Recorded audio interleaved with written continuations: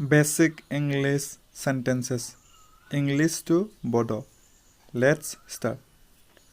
Both of us. जों सानैबो. It's too good. बे जोबोद मोजां. Keep smiling. मिनिबाय था. I am with you. आं नोंजों लोगोसे दं. I will try. आं नाजागोन. Health is wealth. देहायानो धोन. Grass is green. गांसोआ गोथां गाबनि.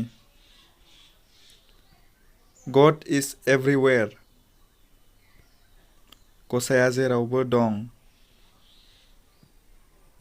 Now it's your turn. दानिया नोंनि फाला. Milk is white. गाइखेरा गुफुर. You are looking so beautiful. नोंखौ जोबोद समायना नुयो.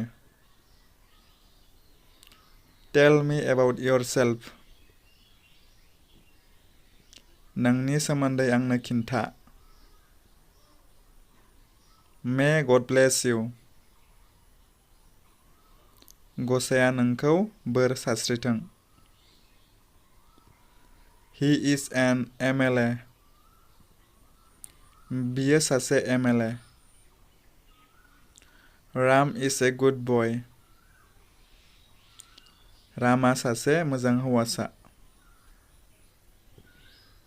Thank you for watching.